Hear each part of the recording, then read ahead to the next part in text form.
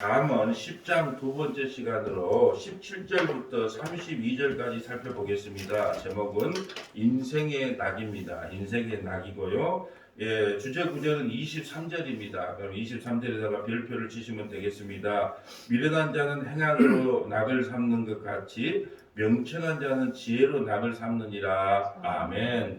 우리가 아침 예배를 6시에 드리고 바로 다 출근을 하시는데 오늘 처음으로 우리 주상욱 집사님이 오셨어. 너무나 기쁘고 너무나 감사해요. 몇 달 만에 맺은 열매인지 모르겠어요. 우리가 꾸준히 아침 6시에 예배를 드리니 또 하나님께서 한 영혼 한 열매를 맺게 해주셔서 너무나 감사를 드리고요. 저는 서문화교의 모든 믿음의 권속들이 하루의 시작을 우리가 참 5시보다 6시가 현명한 것 같아요. 6시에 가서 우리가 말씀 듣고 기도하고 7시에 가서 이제 씻고 식사하고 출근하면 딱 좋을 것 같아요. 그래서 서문화교의 모든 믿음의 권속들이 아침 6시 예배에 동참해서 예배 드리고 식사하고 바로 출근하기를 주님의 이름으로 축복합니다. 오늘 주집사님이 오셔서 큰 힘이 되고 위로가 됩니다. 감사를 전합니다. 우리가 이 성경 잠언을 해석할 때 항상 조심해야 될 게 우리가 마치 인생을 살아가는 윤리 도덕이나 모든 교훈적으로 성경을 보면 안 된다는 거죠. 왜냐하면 모든 성경은 예수 그리스도를 증거한다고 예수님께서 직접 말씀하셨어요.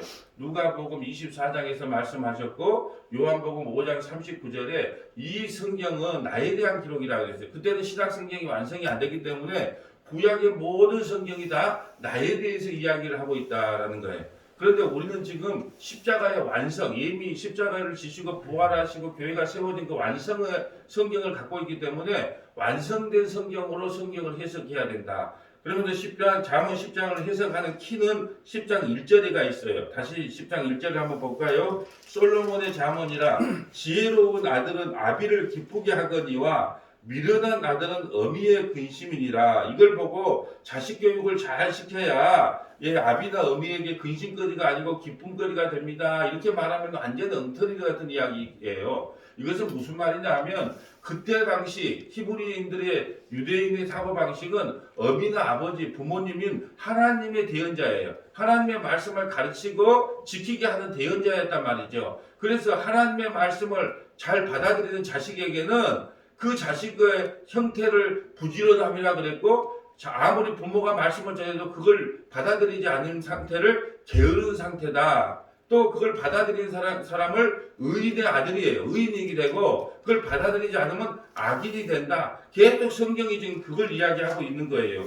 그러면서 8절에 볼까요? 마음이 지혜 좋은 자는 계명을 받거니와 아버지의 말씀을 하나님의 말씀을 전하면 그 아멘으로 받는 사람은 지혜로운 자가 되는 것이고 아이고 그 말씀 필요 없이 하는 미련한 자가 되는 거예요. 그러니까 말씀이 중심이 되는 거예요. 이걸 기준점을 삼아야 이 말씀이 해석이 되지 그렇지 않으면 윤리 도덕으로밖에 해석이 되지 않는다는 거죠. 그렇다면 오늘 17절부터 마지막 32절까지는 과연 우리가 인생의 낙이 무엇이라는 거예요. 무엇으로 낙을 삼고 살아갈 것인가 라는 제목인데요. 17절에 보면 훈계를 지키는 자는 생명의 길로 행하여도 징계를 버리는 자는 그릇 가느니라.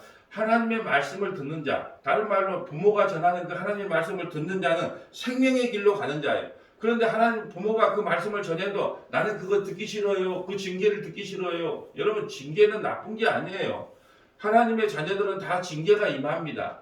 여러분 징계하고 형벌은 틀려요. 형벌은 영원한 벌로 끝나는 거예요. 지옥 가는 거지만 징계는 자기 자녀들에게 하는 거예요. 잘 되라고 하는 이야기예요.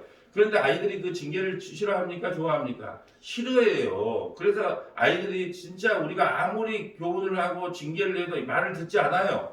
그럴 때 여러분은 자녀를 탓하지 말고 나를 탓해야 돼요. 하나님께서 나에게 그렇게 교훈하고 가르쳤는데도 나는 하나님의 말씀을 진짜 지키지 못한 자야. 하나님 말씀 진짜로 안 지키던 뺀질이었어. 그걸 회개해야 돼요. 오히려 자녀들의 말 안 듣는 것을 비판할 것이 아니고 나도 우리 아버지 하나님 말을 징그럽게 안 들었어. 그러니까 자녀를 통해서 날 지금 교훈시키는 거야. 그걸 좋게 받아들이라는 거예요. 자, 28절. 미움을 감추는 자는 거짓된 입술을 가진 자요. 중상하는 자는 미련한 자니라. 말이 많으면 허물을 면하기 어려우나 그 입술을 제하는 자는 지혜가 있느니라. 여러분, 말이 많으면 허물이 많아진다는 말이 뭐냐면 우리가 이래요. 성경 말씀을 많이 알고 있어요. 그런데 여러분 보세요. 어떤 목사님하고 이야기를 하다 보면 잘못된 이야기인데 너무나 확신을 차고 있어. 그럼 차라리 말을 안 하면 그 안에 있는 내용이 잘못 해석을 하고 있구나. 그게 안 나오는데 너무 확신을 차서 말을 갖다가 처음부터 앉아갖고 끝까지 어디 갈 때까지 계속 말을 해요. 그러면 그 안에 있는 잘못된 복음, 다른 예수, 다른 복음, 다른 영을 갖고 있는 게 그냥 드러나더라고요. 그러니까 어떨 때는 말을 하지 않고 예수 그리스도를 믿는 은혜로 구원받지요. 뭐 다 은혜지요. 그러면 차라리 나은데 잘못된 믿음, 잘못된 확신을 갖고 끝까지 이야기를 하면 그 말이 어리석게 보인다는 거죠. 바른 말씀을 깨닫지 못하고 계속 그 말을 하면 그 말씀을 이해하시는 분들이 볼 때는 참으로 이게 이해를 잘못하고 계시구나. 그렇게 어리석게 보일 수밖에 없어요. 그럴 때는 어떻게 해라. 일단은 입을 열지 말고 먼저 말씀을 듣고 깨닫는 것이 먼저라는 거죠. 20절 볼까요? 의인의 혀는 순응과 같거니와 악인의 마음은 가치가 적으니라. 의인이 누구예요? 하나님의 말씀을 깨닫는 자예요. 하나님의 말씀을 믿는 자는 의인이에요.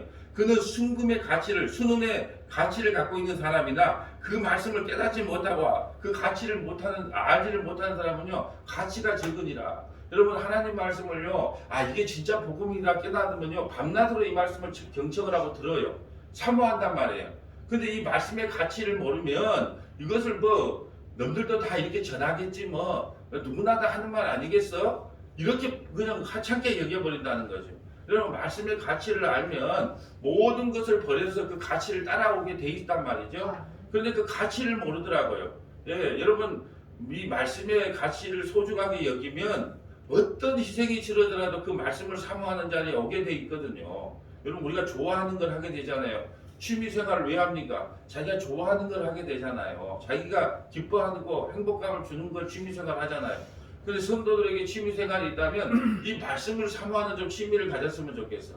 그래서 이해가 안 되면 목사님에게 질문도 하기도 하고 또 말씀을 반복해서 듣기도 하고 이런 좀 취미를 가졌으면 좋겠어요. 여러분, 그런 사람들은요, 순응을 가진 게 알아요. 근데 말씀의 가치를 모르는 사람은 그 말씀에 대해서 듣는 것을 지겨워해요. 그래서 저도 마찬가지예요. 사실 주일날 되면 보통 때는 설교를 한 40분, 50분 하다가 이번에 한 25분, 30분을 줄였다니까요. 왜 그럴까요? 일본 믿음의 초신자들이 주일 설교에 한 번 들어오면 길면은 그것이 갑갑해, 답답해. 어떤 분들은 1시간을 설교해도 목사님 한 10분 만에 지나간 것 같아요. 오늘 설교가 왜 그리 빨리 끝나요? 이렇게 아는 분들은 이 말씀이 은처럼 다는 거예요. 귀하게 여겨지는 거예요. 그런데 지겨운 거예요. 그냥 말씀이 깨달은 가치를 모르기 때문에 온몸이 좀이 쑤셔. 그러니까 저도 어쩔 수 없어요. 그분들 처음 오신 분들을 맞춰야 되기 때문에 약간 핵심만 전하고 좀 줄일 수밖에 없다 이런 말이죠. 그 가치가 어디에 두냐가 너무 중요해요. 그러면서 보세요. 21절에 의인의 입술은 여러 사람을 교훈하나. 하나님의 말씀을 온전히 깨달은 사람은 여러 사람을 교훈해요. 그러면 우리 김충건 지사님 같은 경우는 말씀에 깊이가 있기 때문에 권사님에게 권면할 때 권사님 그거 아니야. 신앙생활 그거 아니야. 성경은 그렇게 보면 안 돼. 또 같은 말이에요. 의인의 입술은 여러 사람을 교훈하나 미련한 자는 지식이 없어 죽느니라.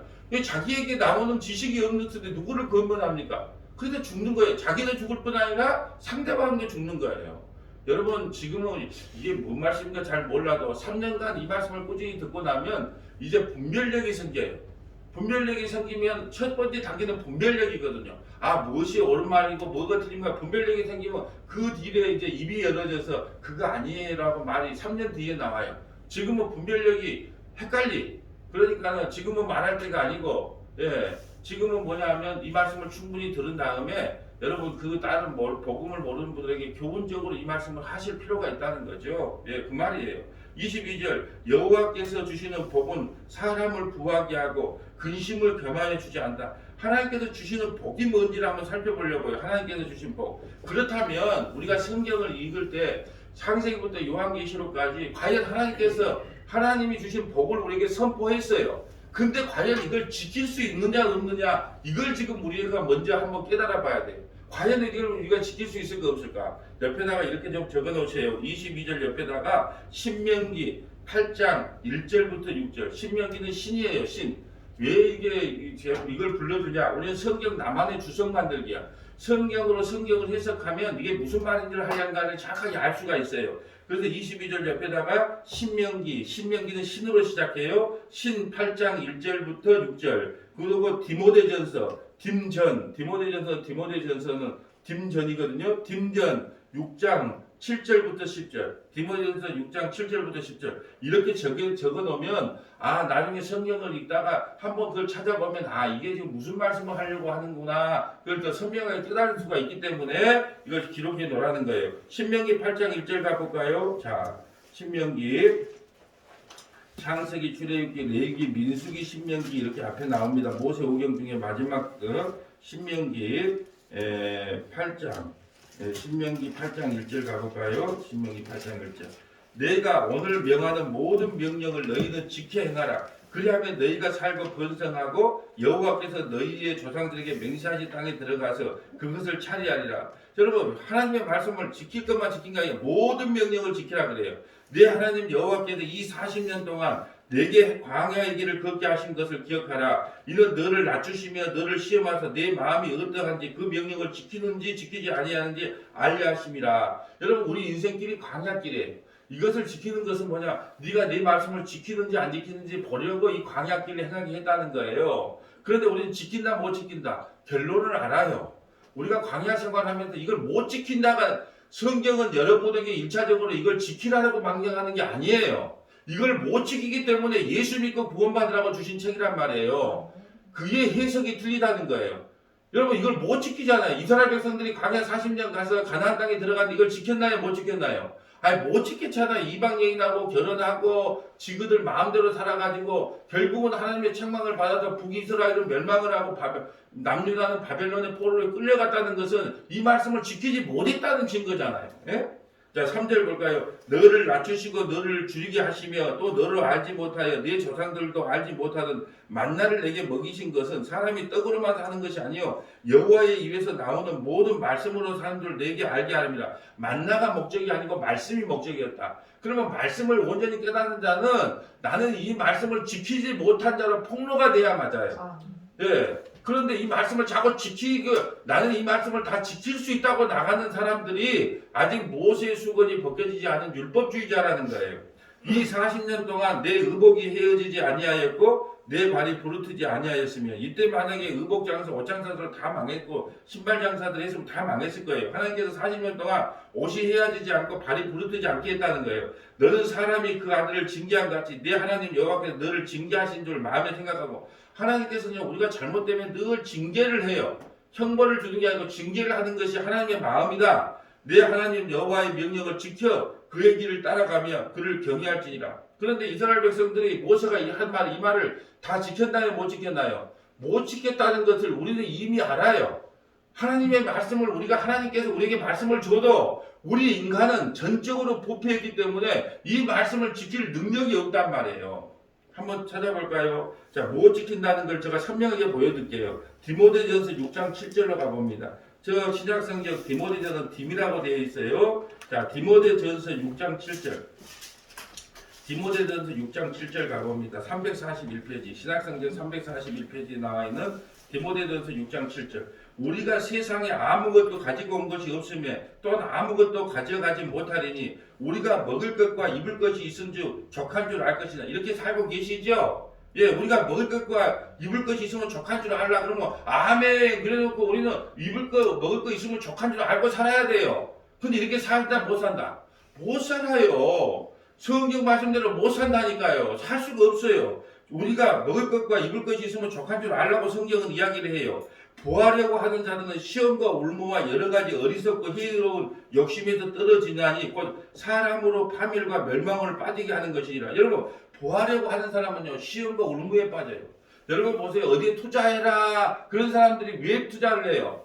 부자가 되려고 투자를 하는 거잖아요. 그러다 보면은 뭐에 빠지기 쉬워요? 울무와 시험에 빠지기 쉽단 말이에요. 그런데 우리가 투자를 한다 안 한다? 해요. 빠진단 말이에요. 시험에 여러분 성경은 그렇게 말하고 있어요. 부하려고 하는 사람은 시험과 울무에 자주 빠진다. 곧 파멸과 멸망으로 빠지기 쉽다라고 이야기를 해요. 그럼 이 성경을 읽어보면 우리 안 해야지. 그래도 그리 된다 안 된다. 어디가 돈 된다 그러면 바로 또 투자로 달려가는 거예요. 그러니까 이 성경은 우리가 일차적으로 지키라고 주는 책이 아니라는 거예요. 지킬 수 없기에 너희는 회개하고 예수님 믿는다. 그 방법밖에는 없다라는 걸 우리에게 보여주는 거예요. 그러면 10절에 이렇게 말합니다. 돈을 사랑함이 일만하게 뿌리가 되나니. 돈 사랑합니까? 안 사랑합니까? 저 돈 사랑할까요? 안 사랑할까요? 저 많이 사랑해. 뭐 많이라고 또 이야기합니까? 저기 사랑만 이야기해 주지. 참나. 또 나쁜 권사님인데 그냥 사랑한다 이렇게만 말해도 많이 사랑한다. 그럼 저만 많이 사랑합니까? 여러분도 많이 사랑하잖아요. 뭐 때문에 일합니까? 다 돈 벌려고 이야기를 살았잖아요. 그러면 보세요. 돈을 사랑함이 일만하게 뿌리가 되나니 이것을 탐내는 자들은 미혹을 받아 믿음에 떠나 많은 근심으로서 자기를 찌르더라. 돈을 사랑하기 때문에 오늘도 어떻게 하면 돈을 벌까고 근심으로 가득 차 있단 말이에요. 그러면 이 성경을 보고 이렇게 안 살아야지 그렇게 마음을 일단 먹어봐요. 근데 그렇게 됩니까? 안 됩니까? 어떤 목사님들이 여러분 우리 돈을 사랑하면 일만하게 뿌리니까 절대 돈 사랑하면 안 돼요 이렇게 말한다면 여러분이 그 목사님을 살짝 만나가지고 그럼 목사님 혹시 통장에 얼마 있어요? 한 돈병만에 그 돈을 저한테 주세요. 왜 돈을 사랑하면 일만하게 뿌리라? 혹시 집이 있어요? 아파트 조그만 18평짜리 있는데 그거 저한테 주세요. 돈을 사랑하면 일만하게 뿌리라면서요. 그 돈을 사랑하지 말라면서요. 말이 안 되는 거예요. 성경에 아무리 기록되었다고 우리가 이걸 지킬 수 있느냐? 지킬 수 없다는 거예요. 그런데 다른 교회가 성경을 보는 관점이 틀리니까 이걸 잘 지킬 수 있대. 여러분 교주가 어떤 게예요? 어저께 나왔던 그 교주 뭐라 그래요? 예, 이 말을 했을 거예요. 그러니까 돈을 다 걷어갖고 어디다 써요? 자기 궁전 짓는 데 쓰잖아요. 여러분 성경을 보면서 여러분 아무리 다윗이 솔로몬에게 내 아들아 이렇게 살지 마라 얼마나 교훈을 많이 했겠어요. 하나님이요 지혜를 줘서 솔로몬이 얼마나 많은 지혜를 알았습니까? 이 잠언을 썼다니까요. 전도서를 썼다니까요. 그런데 솔로몬이 그리 살았다 못 살았다. 1000명의 아내를 뒀다니까요. 그러면서 그걸 우상의 국가가 돼버렸다니까요. 솔로몬조차도 그리 못 살았다는 걸 보여주기 위해서 솔로몬에게 은금도 줘보고 여자도 줘보고 지혜도 줘보고 다 줘봤는데 결국은 솔로몬이 뭐라고 고백합니까? 전도서에 나중에 전도서 우리 다 봐요. 뭐라고 고백합니까? 헛되고 헛되니 모든 것이 헛되다. 그러면서 마지막 그 전도서 12장의 마지막에 뭐라 하냐면 하나님을 경외하는 것 외에는 다른 것이 없구나라는 걸 깨닫고 죽어요. 근데 교회에 와서 아직도 솔로몬이 헛되다는 걸 우리는 구하고 있어요. 뭐요? 부귀 영화, 은금, 많은 여자 그걸 다 구하고 있는 거예요. 왜 솔로몬에게 그걸 줘봤다? 그걸 다 줘봐도 솔로몬의 고백이 야 대단하다 나는 기쁘게 살다 간다 그랬어요. 헛되고 헛되니 모든 것이 헛되다 그랬어요. 모든 것이 헛되다. 오늘 이 자리에 아침에 와서 예배드리고 잠언의 말씀을 듣는 것 그것만이 유일한 인생의 낙이고 이것만이 남는 거구나 그걸 깨닫는 거예요. 오늘 본문으로 다시 와볼까요? 우리가 여호와께서 주시는 복은 사람을 구하게 하고 근심을 감당해 주지 않는다는 걸 알아요. 그런데도 이렇게 살 수 있다 없다? 없다. 성경은 이렇게 우리가 아무리 하나님께서 우리에게 귀한 말씀을 줘도 인간이 하나님의 말씀이 잘못된 게 아니고 인간이 선악과를 따먹음으로 말미암아 전적으로 부패해서 이렇게 살아갈 수 없는 존재예요. 그러니까 예수 그리스도를 믿는 것 외에는 구원의 다른 길이 없어요. 하나님의 말씀을 보면서 1차적으로 내가 병들었구나. 그래서 나에는 병자기 때문에 나에게는 이 병을 고쳐줄 의원이 필요하구나. 그 의원이 누군가? 나의 의원 예수 그리스도구나. 그래서 그 예수를 찾는 거예요. 못 지킨다고 폭로돼야 되는 거예요. 죄인이 폭로돼야 진짜 내가 병들어있는 줄 알고 예수만 붙잡고 살아갈 수밖에 없는 존재로 만들어주는 게 교회예요. 이걸 지키면서 살아갈 수 있다. 천만의 말씀이에요. 못 지켜요. 저도 못 지키는 걸 그러잖아요. 총회에서 그 사도행전 15장에 보면 총회가 열려요. 이렇게 말하잖아요. 뭐 이방인들이 구원받을 때 이것도 해라 저것도 하라 뭐 어쩌라 하는 게 그 사도들이 뭐라 그래요? 아니 우리도 못 지키는 것을 왜 이방인들에게 지키게 하냐 이렇게 말하잖아요. 오히려 예수 그리스도를 믿는 것 외에는 다른 구원의 길이 없다는 걸 그들이 공예를 해주잖아요.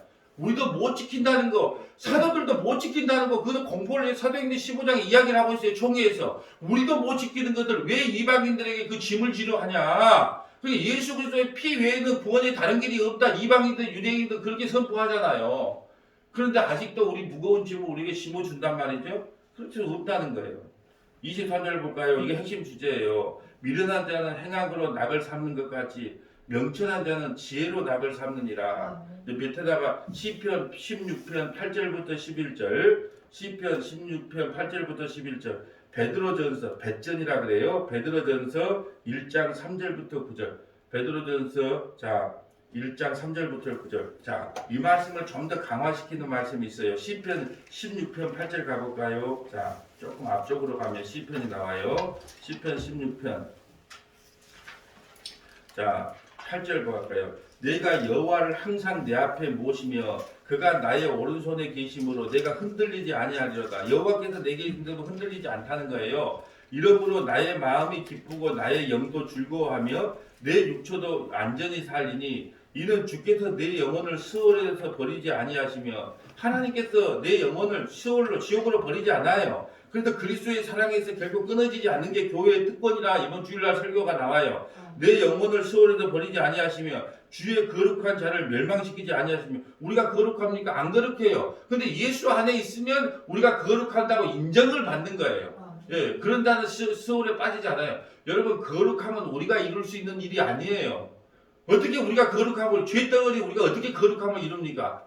근데 우리가 어떻게 거룩함이라고 인정을 받아요? 예수 안에 있으면 예수님이 거룩하기 때문에 우리에게 거룩하다고 인정을 해주는 거예요. 인쳐주시는 거예요. 주께서 생명의 길을 내게 보이시리니 주의 앞에는 충만한 기쁨이 있고 주의 오른손에 영원한 즐거움이 있나니. 여러분 이것이 바로 인생의 낙으로 삼는 모사의 모습이에요. 우리 인생의 낙이 여호와를 가까이 하는 거예요. 그러면 여호와를 가까이 하면 하나님께서 결코 우리를 지옥에 음부에 보내지 않겠다는 거예요. 그리고 우리를 거룩한 존재로 만들어 가시겠다는 거예요. 이것이 우리 성도들의 인생의 낙이 돼야 된다. 그래서 핵심 구절이 되는 거예요. 자, 베드로전서 1장 3절로 가볼까요? 베드로전서는 배시라고 되어 있습니다. 자, 성경 뒤에, 자, 신약 성경 뒤에 배전. 베드로전서 자 1장 3절. 인생의 낙이 뭔가? 베드로전서 1장 3절. 우리 주 예수 그리스도의 아버지 하나님을 찬송하리로다. 그의 많으신 궁일대로 예수 그리스도를 죽은 자 가운데서 부활하게 하심으로 말미암아 우리를 거듭나게 하사 산 소망이 있게 하시며 썩지 않고 더럽히지 않고 쇠하지 아니하는 유업을 있게 하시니 곧 너희를 위하여 하늘에 간직하신 것이라. 여러분 우리가 이미 창세전에 생명책에 기록될 뿐 아니라 이미 창세전에 하나님 나라의 우편에 앉아 있는 존재예요. 우리가 어떻게 하냐? 썩지도 않고 더럽히지도 않고 쇠하지 않는 유업을 이미 받은 존재가 우리예요. 자, 너희는 말세에 나타나기를 예비하신 구원을 얻기 위하여 믿음으로 말미암아 하나님의 능력으로 보호하심을 받았다. 하나님의 능력으로 우리가 보호하심을 받아요. 이 땅에서. 그래서 그리스도의 사랑이 결국 끊어지지 않아요. 그러므로 너희가 이제 여러 가지 시험을 받아 잠깐 근심하지 않을 수 없다. 잠깐 몇 년, 7, 80년 근심하고 살아가요. 근심 없는 인생이 없어요.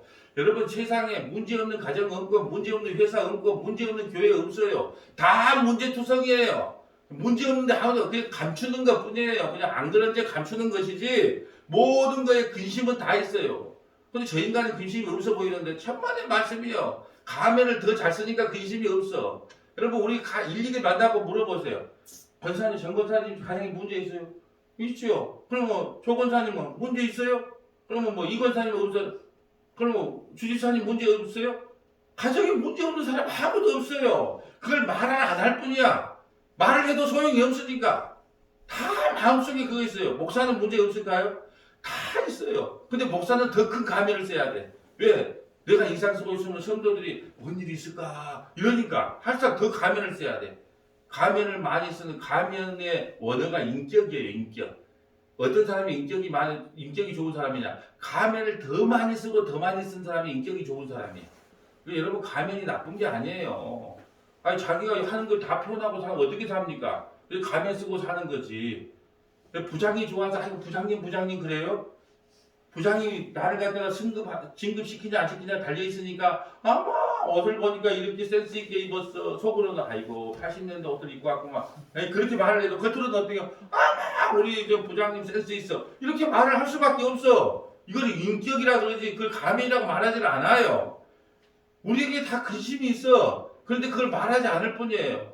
성경이 그렇게 말하잖아요. 근심거리를 갖고 산다. 오히려 크게 기뻐하라. 예, 잠깐 근심하게 되지 않을 수 없다. 믿음을 갖고 사는 사람들은 잠깐 근심하게 된다.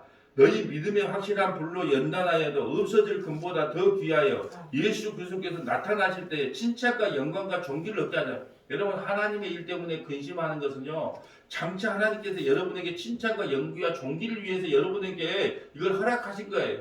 여러분 주를 위해서 근심하는 것이 복이 있는 거예요. 성경 1189장을 어떻게 찍어 나갈까? 예, 어떻게 좀 더 촬영을 해서 단 한 사람이라도 이 잠언을 올바르게 좀 해석을 하는데 도움을 줄까? 여러분 이게 근심하잖아요. 이것은 장차 하나님께서 나에게 주실 칭찬과 영광과 존귀를 준비해 놓은 과정이란 말이죠. 여러분 누가 한 영혼을 전도하려면 쉽습니까? 어려워요. 밥 사줘야지, 선물 사줘야지, 쉬운 게 하나도 없어요. 헌신과 봉사가 들어가야 돼요. 세상에 돈 안 아까운 사람 아무도 없습니다. 여러분 돈 안 아까운 사람 있던가요?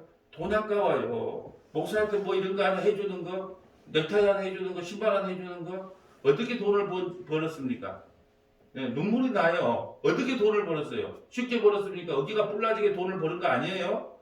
그러면 그거 봉사하고 헌신한 거 아닙니까? 얼마나 감사한 마음이에요. 그러면 그러더라고. 여러분 넥타이 하나면 참 이상해. 넥타이 하나 멜 때에도 그 권사님의 그 수고와 헌신이 눈물이 나게 감사해.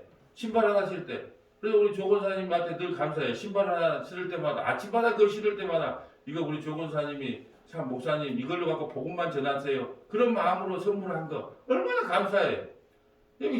이게 다 헌신과 수고예요. 그렇게 힘들게 돈 번들 왜 제가 모르겠습니까? 그런데 그 모든 것들을 통틀어서 칭찬과 연기와 영광과 존귀를 얻게 하기 위함이다. 예수를 너희가 보지 못하였으나 사랑하는도다. 이제도 보지 못하나 믿고 말할 수 없는 영광스러운 즐거움으로 기뻐하나니 믿음의 결국 곧 영혼의 구원을 받음이라. 왜 우리가 예수 믿습니까? 영혼의 구원함이에요. 우리 인생의 낙이 무엇입니까? 곧 7, 80년. 여기 와 계신 분들이 내가 장담을 할게요. 50년 이상 더 사실 분 없어요. 최소한 다 늘려준 거예요. 50년 이상 더 사실 분 없어요. 이거 최애 연소자를 빗대갖고 지금 이야기하는 건 50년 이상 살 필요 없어요. 그러면 인생의 낙이 뭘까요? 믿음의 결국은 영혼 구원 아닙니까? 우리가 영생을 얻고 구원받는 것처럼 인생의 낙이 무엇이겠어요? 저는 인생의 낙이 아무것도 없어요. 하나님이 가면 갈수록 더 인생의 낙이 없게 만들어지는 거예요. 뭘 봐도 인생의 낙이 없어요. 낙이 하나 있으면 산에 가서 먼 바다를 바라보면서 하나님 앞에 하소연할 때 그것이 내가 인생의 낙이더라고. 산에 올라가서 누 사람에게 막 하소연을 못하니까 올라가면서 설교를 해요. 그리고 산을 보고 바다를 보면서 뭐라 그러냐면 하나님 어찌 이럴 수 있습니까? 왜 남마음도 몰라줍니까? 어찌 이럴 수 있습니까? 라고 막 하나님께 삿대질하고 내려오는 것이 낙이 됐어요. 저도 산 좋아하는 사람은 문제 있는 사람이라고 말했지만 결국은 내가 문제가 있더라고. 그래서 저 산에 가서 그 하소연을 해요. 바다를 보면서 하소연을 한다니까요. 인생의 낙이 무엇입니까? 영혼 구원. 내가 하나님 앞에 가는 거, 그거 위에 무슨 낙이 있겠습니까? 하나님께서 그 자리로 몰아붙인다니까요. 근데 그게 진짜 인생의 복이거든요. 인생의 진짜 낙이 거기에 있거든요. 자, 오늘 본문으로 다시 와볼까요? 24절. 악인에게는 그의 두려워하는 것이 임하거니와 의인은 그 원하는 것이 이루어지다. 악인에게 두려움이 뭐임에 지옥에 가면요 죽기 싫어가지고 죽을 때 알아요. 악인은요 그 두려움이 임하여. 그러나 의인은 원하는 것을 얻어요. 아까 뭐요? 영원 구원을 얻습니다. 회오리 바람이 지나가면 악인은 없어지려니와 의인은 영원히 기초 같으니라. 하나님의 말씀을 내 심장 속에 담고 있으면요 아무런 비바람이 아무리 신땡땡이 뭐 제이땡땡이 아무리 이단들이 와도요 회오리 바람처럼 흔들리지가 않아요. 근데 말씀을 모르면 어떻게 해요? 흔들릴 수밖에 없어요. 26절. 게으른 자는 그 부리는 사람에게 마치 이의 식초같이 눈의 연기 같으니라. 여러분 이것을 그 눈의 연기 같다 이 말, 식초 같고 눈의 연기 같다는 말은요 성가시고 해로운 존재일 뿐이다. 게으른 자는요 성가시고 해로운 존재라는 거예요. 여러분 게으른 자가 뭐라 그랬어요? 일하는 자가 게으른 자예요? 아니요. 말씀을 사모하지 않는 거예요. 말씀을 모르는 자가 게으른 자예요. 그런 사람 말씀을 모르는데 너한테 영향력을 미치겠어요? 소경을 인도할 수밖에 없으니까 그를 두고 성가시고 해로운 존재일 뿐이에요. 우리가요 차라리 말씀을 안 전하면 좋은데 그 말씀을 전하면요 성도들은 이렇게 해요. 이거 그 목사가 비문이 연구해서 우리에게 가르쳤겠느냐 이렇게 생각한단 말이에요. 그것이 성가시고 해로운 일인 줄 모른다는 거예요. 그를 게으른 자 가난한다 이렇게 이야기하는 거예요. 자, 27절 여호와를 경외하면 장수하느니라. 여러분 여호와 경외하고 예수 잘 믿는 사람은 오래 살아요? 그거 아니잖아요. 이건 뭘까요? 예수 믿는 사람은 천국으로 인도하고 악인은 수명은 짧다, 지옥 간다 이 말이에요. 예. 또 의인의 소망은 즐거움을 이뤄도 악인의 소망은 끊어지니라.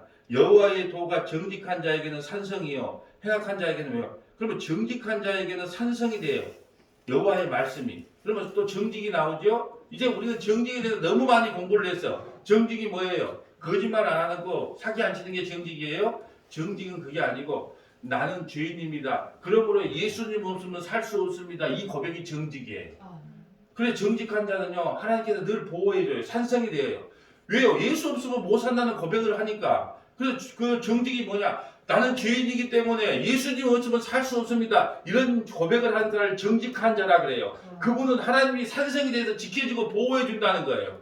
그런데 나는 뭐 예수 필요 없어. 내 돈 믿고 살아. 내 지혜 믿고 살아. 그런 사람은 하나님이 산성이 되어주질 않는다. 그런 뜻이에요.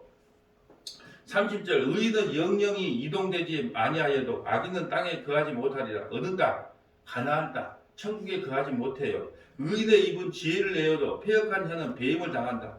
의인의 입은 지혜를 냈죠. 그리고 하나님 말씀을 온전히 깨닫는 사람은 입에 전하는 것이 다 예수밖에 안 전해요.